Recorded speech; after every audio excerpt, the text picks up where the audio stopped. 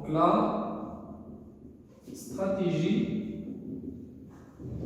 et la croissance.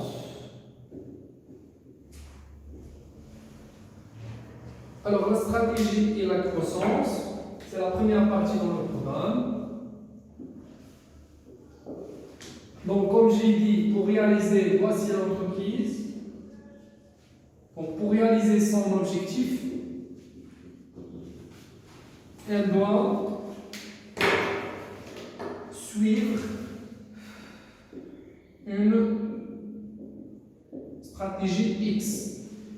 Et on va voir quelles sont les options stratégiques possibles pour une entreprise. Et pour suivre une stratégie, avant de suivre une stratégie, il faut faire bien sûr ce qu'on appelle le diagnostic stratégique. Et dans le management, généralement, pour faire un diagnostic stratégique, il y a plusieurs éléments, plusieurs outils pour faire le diagnostic stratégique. Il y a la matrice SWOT, il y a la matrice ICG, il y a la matrice ADL, marquée, il y a pas mal de techniques dans le management stratégique.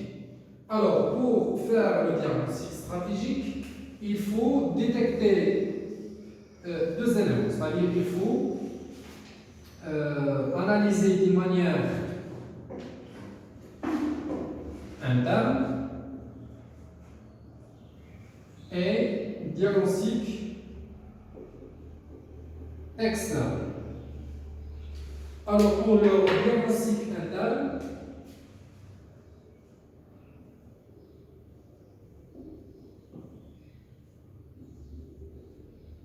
il y a les forces et les faiblesses. Et dans le diagnostic externe, il y a les opportunités et les menaces. Quelles sont par exemple les menaces de l'entreprise? Lorsqu'on parle par exemple des entreprises cotées à la bourse.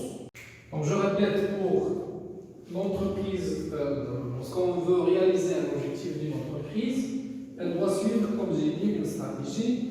Et avant de suivre une stratégie, il faut faire un diagnostic stratégique. Cet diagnostic, bien sûr, consiste à réaliser une analyse interne et une analyse externe. Donc l'analyse interne consiste à détecter les forces et les faiblesses et les opportunités et les menaces. Alors les forces, ce sont bien sûr des éléments à exploiter. Les faiblesses, ce sont des éléments à consolider.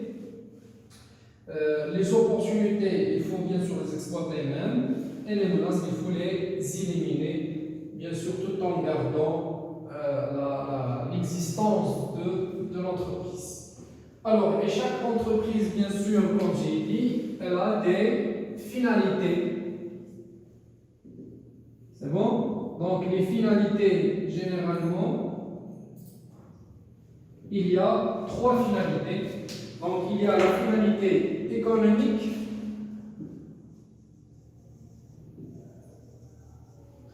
et la finalité sociale et une finalité sociétale. La finalité économique, généralement, pour l'entreprise, c'est augmenter son profit et augmenter son résultat. Pour les formations, plutôt pour les finalités sociales, c'est généralement des finalités qui sont liées avec le personnel et le climat social de l'entreprise. Ça, c'est pour, par exemple, l'environnement externe. Donc, la différence qui existe entre la finalité sociale et la finalité sociétale. La finalité sociale, c'est une finalité à l'intérieur de l'entreprise. Donc, c'est une finalité à l'interne. Ça, c'est une finalité à l'externe de l'entreprise. Je vous donne un exemple qui est très simple pour faire la différence entre les finalités sociale et sociétale. La finalité sociale, par exemple, d'une entreprise X, c'est garder le climat social des salariés à un moment donné, bien sûr pour éliminer les conflits, pour éliminer les problèmes sociaux à l'intérieur de l'entreprise. Alors, la finalité sociétale, c'est généralement l'environnement externe de l'entreprise, par exemple le respect de l'environnement, si vous voulez éliminer la pollution, éviter tout ce qui est problème en relation avec l'environnement. Donc voici les éléments qui nécessitent ou bien qui bien sûr qui sont très importants pour le diagnostic stratégique et les éléments qui sont liés avec les finalités de l'entreprise. Alors, il faut faire aussi la différence entre le métier de l'entreprise et la mission. Alors, le métier, c'est le savoir-faire et c'est la raison d'être et c'est mission. Donc, la raison d'être de l'entreprise. Donc, je vous donne un exemple pour faire la différence entre métier et mission. Le métier de l'entreprise, par exemple en CF, c'est le transport des voyageurs. Mais la mission, c'est assurer un voyage confortable pour les voyageurs. Donc, la mission, par exemple, un autre exemple de Tissalat Al-Maghrib, le métier principal de Tissalat Al-Maghrib, c'est la communication et la connexion Internet, etc. Mais la mission de Tissalat Al-Maghrib, c'est assurer la bonne connexion et assurer le bon débit de l'Internet, etc. Réduire les délais des clients, etc. Donc il y a pas mal de choses dans la mission d'une entreprise. Donc voici les éléments qui sont très importants pour la stratégie et la croissance. Donc voyons maintenant les options stratégiques de l'entreprise. C'est-à-dire quelles sont les options stratégiques qu'on va trouver, que ce soit dans les exercices ou bien dans l'examen national, des options stratégiques. Et il ne faut pas oublier un élément qui est très important, que pour chaque stratégie, il y a des avantages et des limites. Alors, les options stratégiques.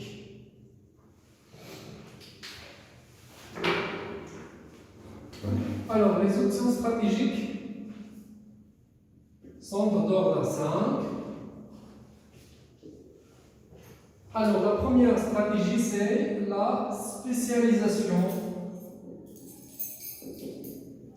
La deuxième partie, ou bien la deuxième option stratégique, c'est la diversification. La troisième partie des options stratégiques, il y a l'impartition. Il y a l'option stratégique d'intégration. Et la dernière option stratégique, c'est l'internationalisation.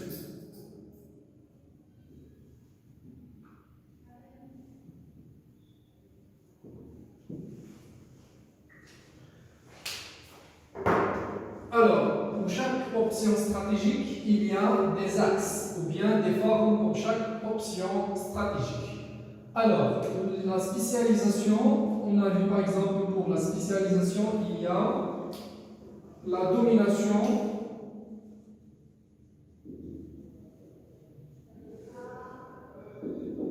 par les coûts.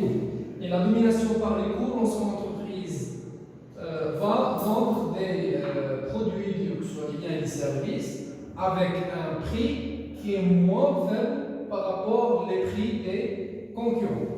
Alors, notre forme de la domination par les coûts, il y a ou bien le développement du marché.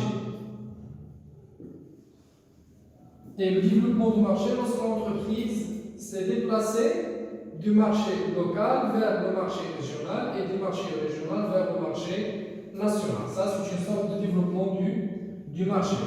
Alors, notre forme de la spécialisation, il y a une stratégie de niche, ou bien il y a aussi la stratégie de créneau. Alors, la stratégie de niche et les créneaux sont bien sûr des options stratégiques de la spécialisation. Et lorsque l'entreprise se focalise sur un seul DAS. Alors, une autre forme de la spécialisation, avant de passer à la diversification, il y a la stratégie de recentrage. Ça s'appelle aussi la stratégie de désengagement ou bien désinvestissement. Cette option stratégique consiste à revenir à l'activité de base ou bien le métier de base de l'entreprise. Alors, il y a aussi pour la diversification, la différence qui existe entre la spécialisation et la diversification, c'est que pour la spécialisation, on trouve aussi un seul domaine d'activité stratégique. Donc, un seul domaine d'activité stratégique. Pour la diversification, on trouve un et plus domaine d'activité stratégique. Ça s'appelle DAS, domaine d'activité stratégique.